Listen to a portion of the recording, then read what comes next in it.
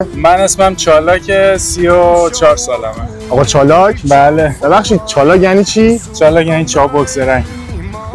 اصلیت کجایی؟ کردم. به به کردیم. آره. شما چی ببخشید؟ من الهه 39 سالمه. خانم 39. سوال ما امروز اینه. الان چی بشنوی خیلی خوشحالت میکنه؟ بشنوم خیلی خوشحالم میکنه. یکی از دوستامون دعوتمون کنه یه شام خوشمزه بهمون بده. این یعنی خیلی خوشحالتون میکنه؟ آره چرا که نه. چقدرم قانع. شما چی؟ خوشحالم نیازش نه مثلا الان چی بشنوی چه اتفاقی بیفته خیلی خوشحالتون میکنه؟ چه اتفاقی؟ بریم یه سفر بریم. یه سفر بریم خیلی خوشحالتون میکنه؟ حالا سوال بعدی.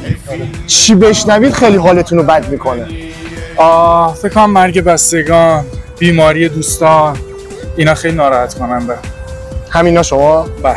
دیگه اگه بخوای مثلا چیزی دیگه بگی؟ یه چیز ناراحت کننده تر از اینا ناراحت کننده تر ندارم واقعا دیگه. یعنی مرگ بستگان و بعد بیماری دوستام و بیماری خودم، خانومم، اینا ناراحتم. ان شاءالله که سایه‌تون همیشه بالا سرشون باشه و همیشه کنار هم باشید. شما چی؟ من همین مرگ بستگان، ناراحتی مادرم. شما اینو ناراحتتون میکنه؟ مرسی ممنون. اگه مشکل رو پخشش ندین یه لایک به من میدین. مرسی ممنون.